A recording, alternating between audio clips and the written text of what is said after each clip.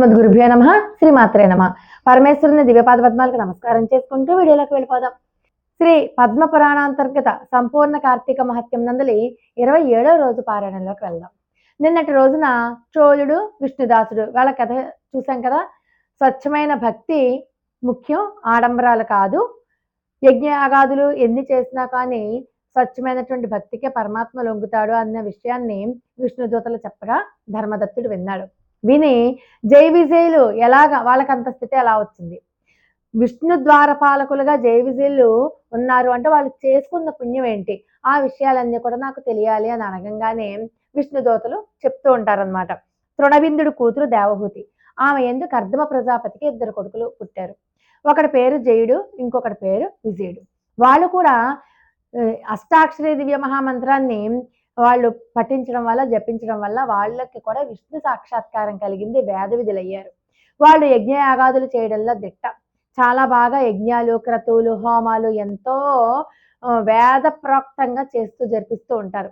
వాళ్ళ యొక్క పాండిత్యం విని మరుత్తు అని చెప్పి ఒక రాజుగారు ఏం చేశారు, తన చేత ఒక గొప్ప యజ్ఞాన్ని చేయించవలసిందిగా కోరుకుంటే, జయుడేమో బ్రహ్మగారి స్థానంలో కూర్చున్నాడు, యజ్ఞకర్తగా ఏమో విజయుడు కూర్చున్నాడు. ఇద్దరూ కలిసి ఆ మహారాజు గారి చేత అద్భుతమైనటువంటి యజ్ఞం చేయించారు. యజ్ఞం అయిపోయాక ఊహించలేనంత దక్షిణ తాంబూలాదులు ఇచ్చి సత్కరించాడు ఆ మహారాజు గారు.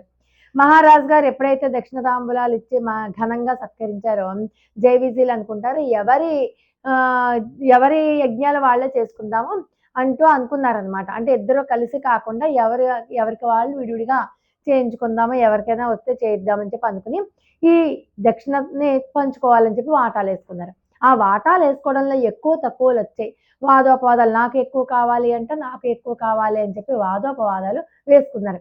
ఆ వాదోపవాదాలు ఎంత తీవ్రంగా అయిపోయాయి అంటే ఒకళ్ళనొకళ్ళు చెప్పించుకునేదాకా అయిపోయాయి. ఆ వాదోపవాద క్రోధంతో జయుడు ఏం చేశాడు, నువ్వు మొసలివై పుట్టుగాక అని చెప్పి చెప్పించాడు. అయితే నువ్వింత కోపావేశంలో చెప్పించావు కాబట్టి నువ్వు కూడా ఏనుగులాగా జన్మించు అని చెప్పి విజయుడు కూడా చెప్పించాడు. సోదరులు ఇద్దరు కూడా ఇలాగా శాప ప్రతిశాపాలు ఇచ్చుకున్నాక వీళ్ళు విష్ణు అర్చన చేసి విష్ణుమూర్తి యొక్క సాక్షాత్కారాన్ని పొంది వాళ్ళు శాపాన్ని, దానికి సంబంధించినటువంటి పూర్వపరాలను అన్నింటిని కూడా విష్ణుమూర్తికి చెప్పి ఈ శాప విమోచనానికి మార్గం చెప్పు అని చెప్పి చెప్తారు విష్ణుమూర్తిని. విష్ణుమూర్తి అంటారు, నేను భక్తుల మాట ఎప్పుడూ కూడా పొల్లిపోనివ్వను, భక్తులు ఏదంటే అది జరిగి తీరవలసిందే. అందుకే కదా పూర్వం ప్రహ్లాదుడు స్తంభంలోంచి రా అంటే నేను ఆ ప్రహ్లాద మాట కొట్టివేయలేక ఆ స్తంభంలోంచి పుట్టాను. అలాగే అంబరీషుడికి దుర్వాస మహర్షి ఇచ్చినటువంటి శాపాన్ని నేను స్వీకరించడమే కాదు, నేను వివిధ యోనులలో దశావతారాలు ఎత్తవలసి వచ్చింది. అందుకని నా భక్తులు ఏదన్నా సరే అది జరిగి తీరవలసిందే, అది సత్యం అయి తీరవలసిందే.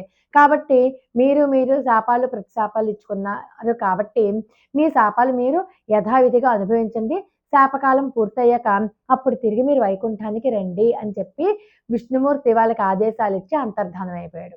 విష్ణువు యొక్క ఆదేశాన్ని వీళ్ళు విని వాళ్ళు ఏం చేస్తారంటే పూర్వజ్ఞానం కలవారై ఒకళ్ళేమో గండకి నదీ ప్రాంతాన్ని ఇద్దరు కూడా ఒకళ్ళు మొసలిగాను ఒకళ్ళేమో ఏనుగుగాను జన్మించారు, గజముగాను జన్మించి ఉంటూ ఉంటారు. ఒకసారి కార్తీక మాసం వచ్చింది, వీళ్ళిద్దరికి కూడా పూర్వజన్మ జ్ఞానం ఉంది కదా. ఈ ఏనుగు ఏం చేసింది, కార్తీక నది స్నానం చేయాలనుకుంది. గండకి నదిలో దిగి కార్తీక నది స్నానం చేయాలని చెప్పి స్నానం చేస్తూ ఉంటే వెంటనే ఈ ఏనుగు యొక్క కాలుని మొసలి పట్టుకుంది. మనకి ఇదంతా కూడా భాగవతంలో గజేంద్ర మోక్షంలో కనబడుతుంది. కాళ్ళని పట్టుకుంటే ఇద్దరు కూడా ఒకళ్ళకొకళ్ళు పెనుగులాడుకున్నారు. ఎంతకీ కాలు ఊడి రాదు, మొసలేమో తను పట్టు విడవదు, ఏనుగేమో విడిపించుకోలేకపోయింది. చివరికి కావే వరద నన్ను సంరక్షింపు భద్రాత్మక అంటూ ఎలుగెత్తి ప్రార్థించింది ఏనుగు. ఆ విష్ణుమూర్తిని ఎలుగెత్తి ప్రార్థిస్తేనే కానీ ఆ విష్ణుమూర్తి చక్రాయుధంతో రాలేదు. చక్రాయుధంతో వచ్చి ఇద్దరి కంఠాలు కూడా తెగనరికి ఇద్దరికి కూడా ముక్తిని మోక్షాన్ని ప్రసాదించాడు. ఎప్పుడైతే వీళ్ళిద్దరికీ ముక్తి మోక్షాలు ప్రసాదించాడో వీళ్ళిద్దరికీ కూడా వైకుంఠ ప్రాప్తి కలిగింది. తర్వాత ఆ క్షేత్రాన్ని హరిక్షేత్రంగా ఇప్పటికీ కూడా విరాజిల్లుతోందనమాట. విష్ణు ప్రయుక్త సుదర్శన చక్రం యొక్క ధాటికి ఈ గంటకీ శిల అంతా కూడా ముక్కలుగా అయిపోయింది కదా, అవన్నీ కూడా శాలిగ్రామ శిలల కింద రూపొందాయి అనమాట. శంఖ చక్రాలతో శాలిగ్రామ శిలలు అంటారు వాటిని. ఓ ధర్మదత్త, నీ చేత అడుగబడిన వారైనటువంటి విష్ణు ద్వారపాలకులు ఎవరో కాదు, ఇప్పుడు మనం చెప్పుకున్నటువంటి జై విజయులు వీరిద్దరే. అందువల్ల నీవు కూడా దంభమాశ్చర్యాలను వీడి సమదర్శనుడివై సుదర్శనాయుధుడి అంటే శ్రీహరి యొక్క చరణ సేవలను ఆచరించు. తుల మకర మేష సంక్రమణాలలో ప్రాతస్నానాలు ఆచరించు. తులసి వనంలో సంరక్షించు. తులసి దళాలతో విష్ణువును పూజించు. నిష్ట గలవాడివై నియమాలతో ప్రవర్తించు. గోబ్రాహ్మణులను విష్ణు భక్తులను సర్వదా సేవించు. కొర్రధాన్యము, పులిగడుగు నీరు, వంగ మొదలైన వాటిని విసర్జించు.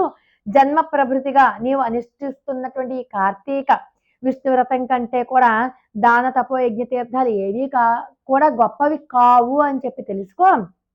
ఓ విప్రుడా, దైవ ప్రీతికరమైనటువంటి విష్ణు వ్రతాచరణం వల్ల నీవు నీ పుణ్యంలో సగభాగం ధారపోయడం వల్ల కలహ ఇద్దరూ కూడా చాలా గొప్ప స్థితులు పొందారు, ధన్యులయ్యారు. ప్రస్తుతం మేము ఆమెను వైకుంఠానికి తీసుకెళ్ళిపోతున్నాము అని చెప్పి విష్ణు గణాలు ధర్మదత్తునితో చెప్పి నువ్వు యథాప్రకారము నీ యొక్క పూజా కార్యక్రమాలు నెరవేర్చుకో అని చెప్పేసి వైకుంఠానికి కలహ సమేతంగా బయలుదేరి వెళ్ళిపోయారు. నారద మహర్షి చెప్తూ ఉన్నాడు, ఓ పృథ్వరాజా, అతి పురాతనమైనటువంటి ఈ పుణ్య ఇతిహాసాన్ని ఏ మానవుడైతే వింటున్నాడో, ఇతరులకు వినిపిస్తున్నాడో వాడు శ్రీ మహావిష్ణువు యొక్క సంపూర్ణ అనుగ్రహానికి పాత్రుడే విష్ణు సాన్నిధ్యాన్ని పొందదగిన జ్ఞానాన్ని పొందుతూ ఉన్నాడు అని చెప్తున్నాడు. నారదుడు చెప్పిందంతా విని ఆశ్చర్యమయుడైనటువంటి పృథు చక్రవర్తి, హే దేవర్షి, ఇప్పుడు నువ్వు చెప్పినటువంటి హరిక్షేత్రం, గండకీ నదులు లాగానే గతంలో కృష్ణా, సరస్వతి మొదలైన నదులు కూడా ఉన్నాయి కదా, ఆ వాటి మహిమలన్నీ కూడా నాకు చెప్పు. ఆ నదులకు చెందినవా ఆ మహిమలన్నీ, లేకపోతే ఆ క్షేత్రాలకు చెందినవా, ఆ వివరాలన్నీ కూడా నాకు పూర్తిగా విశదపరచు అని చెప్పి కోరుకుంటే నారద మహర్షి మళ్ళీ ఆ నదుల యొక్క పుణ్య నదుల యొక్క వృత్తాంతం అంతా కూడా చెప్పసాగాడు. శ్రద్ధగా విను. కృష్ణా నది సాక్షాత్తు విష్ణు స్వరూపము, సరస్వతి నది శుద్ధ శివస్వరూపము. వాటి సంగమ మహత్యం వర్ణించడం బ్రహ్మకి కూడా సాధ్యం కాదు అంటూ కృష్ణా సరస్వతి నదుల యొక్క కథని ప్రాదుర్భావాన్ని చెప్తూ ఉన్నారు. ఒకానొక చాక్షుష మన్వంతరంలో బ్రహ్మదేవుడు సహ్య పర్వత శిఖరాలపై ఒక యజ్ఞం చేసేందుకు సమాయత్తమయ్యారు. హరిహరులతో సహా ఆ యజ్ఞాన్ని చూడడానికి సర్వదేవతలు మునులు కూడా కలిసి ఒకానొక ముహూర్తంలో బ్రహ్మగారికి యజ్ఞదీక్ష ఇవ్వాలని చెప్పి నిర్ణయించుకున్నారు. యజ్ఞదీక్ష ఇవ్వాలి అంటే మరి భార్య కూడా పక్కన ఉండాలి కదా. ఈ భార్య అయినటువంటి సరస్వతీమాత ఆ ముహూర్తం మించిపోతోంది, కానీ సరస్వతీమాత ఎంతకీ రావట్లేదు. మరి ఏంటి కిం కర్తవ్యం అని చెప్పి విష్ణుమూర్తిని అడిగితే విష్ణుమూర్తి చిరునవ్వు నవ్వి, అదిగో గాయత్రీదేవి కూడా బ్రహ్మదేవుడి యొక్క భార్యే కదా, కాబట్టి ముహూర్తం మించిపోకూడదు, కాబట్టి ఆ భార్య స్థానంలో గాయత్రీదేవిని కూర్చోబెట్టి మీరు ఈ యజ్ఞాన్ని మొదలు పెట్టండి, దీక్షా ముహూర్తం అతిక్రమించకూడదు అని చెప్పారనమాట. చెప్తే వెంటనే గాయత్రిని దీక్షాసతిగా విధించండి అని చెప్పి సలహా ఇచ్చాడు విష్ణుమూర్తి. ఆయన సలహాని పరమశివుడు, ఇతర దేవతలు కూడా సమర్థించారు. వెంటనే భృగు మహర్షి గాయత్రిని రప్పించి బ్రహ్మగారి యొక్క దక్షిణ భాగంలో ముందుగా ఆమెను ప్రవేశపెట్టి దీక్షా విధిని నిర్వహించాడు. ఇలా దీక్షా విధిని నిర్వహించాడో లేదో హరిహరుల సమక్షంలో, ఋషుల సమక్షంలో, అందరి సమక్షంలో అదే సమయానికి సరస్వతీదేవి అక్కడ చేరుకుంది. తన స్థానంలో దీక్షితురాలై కూర్చున్నటువంటి సవతిని చూసి చాలా కోపం వచ్చేసింది ఈ సరస్వతీదేవికి. ఎక్కడైతే పూజార్హత లేనివారు పూజింపబడుతున్నారో మరియు పూజనీయులు పూజింపబడడం లేదో అక్కడ కరువు, భయము, మరణము ఈ మూడు కూడా కలుగుతాయి. ఈ బ్రహ్మకు దక్షిణ భాగాన నా స్థానంలో కూర్చున్నటువంటి నా సవితి అయినటువంటి గాయత్రి ఇలా కూర్చుంది కాబట్టి రహస్య నది రూపమును పొందుదువుగాక అంటూ చెప్పించేసింది. ఓ బ్రహ్మ, విష్ణు, మహేశ్వరులారా, మీరందరూ కూడా యజ్ఞవాటికలో ఉండి కూడా ఇదన్నీ మీరు దగ్గరుండి జరిపించారు కాబట్టి మీరు కూడా జడీభూత నదీ రూపాలను పొందండి అంటూ వాణ్ణి చెప్పించింది. వెంటనే గాయత్రి మాతకి కోపం వచ్చింది. నువ్వే కాదు, నేను కూడా బ్రహ్మకి భార్యనే, నేను నా భార్య స్థానాన్ని నువ్వు కించపరిచి నన్ను నదీ రూపంలో పుట్టమని చెప్పావు కాబట్టి నువ్వు నదివై పోదువుగాక అంటూ సరస్వతీదేవిని కూడా చెప్పించేసింది అనమాట. అంతే, అందరూ కూడా హరిహరులు వెంటనే ఈ సరస్వతీ మాతను సమీపించి అందరూ నదీ రూపాలు పొందేస్తే లోకాలన్నీ అతలాకుతలమైపోతాయి, కాబట్టి నువ్వు అవివేక భూయిష్టమైనటువంటి నీ వరాన్ని వెనక్కి తీసుకో, నీ శాపాన్ని మళ్లించుకో అని ఎంతో చెప్పారు. కానీ సరస్వతీ మాత వినలేదు. యజ్ఞాదిలో మీరు విఘ్నేశ్వర పూజ చేయకపోవడం వల్ల మీకు ఈ విపత్తు కలిగింది, కాబట్టి ఈ విఘ్నాలు అందుకే వచ్చాయి, విఘ్నేశ్వర పూజ చేయకపోవడం వల్ల. నా మాట నేను అనేసాను కాబట్టి మాట తప్పదు, మీరందరూ కూడా నదీ రూపాలను ధరించండి, మీ అంశలు జడత్వాన్ని పొందుతాయి, అది తప్పదు అని చెప్పి సవతులమైనటువంటి నేను గాయత్రి కూడా నదుల రూపంలోకి వెళ్ళిపోయి పశ్చిమాభిముఖంగా ప్రవహిస్తాము, మీరు తూర్పుకి అభిముఖంగా ప్రవహించండి అని చెప్పేశారు. ఈ రకంగా విష్ణుమూర్తి కృష్ణానదిగాను, మిగిలిన వాళ్ళందరూ కూడా ఇతర నదీ రూపాలుగాను, వాళ్ళ అంశాలు జడత్వాలుగాను అలాగా అందరూ కూడా నదీ రూపాలైపోయారు. బ్రహ్మ విష్ణు మహేశ్వరులేమో తూర్పుముఖంగా ప్రవహిస్తూ ఉంటారు, వారి భార్యలు నదులే పశ్చిమాభిముఖంగా ప్రవహించనారంభించారు. గాయత్రి సరస్వతి నదీ రూపాలు సావిత్రి అనే పుణ్యక్షేత్రంలో సంగమాన్ని పొందాయి. ఈ యజ్ఞంలో ప్రతిష్ఠితులైనటువంటి శివకేశవులు మహాబలుడు అతిబలుడు అనే దేవతా స్వరూపులయ్యారు. సర్వపాపహారిణి అయినటువంటి ఈ కృష్ణానది ప్రకాశనోత్పత్తిని ఎవరైతే భక్తితో చదువుతారో, భక్తితో చదివినా విన్నా వినిపించిన వారి వంశమంతా కూడా నదీ దర్శన స్నాన పుణ్య ఫలవంతమై తరించిపోతుంది. ఏవం శ్రీ పద్మపురాణాంతర్గత కార్తీక మహత్యం నందరి 27వ రోజు పారాయణం సమాప్తం. లోకా సమస్త సుఖినో భవంతు. మరొక అద్భుతమైన వీడియోతో మళ్ళీ కలుసుకుందాం.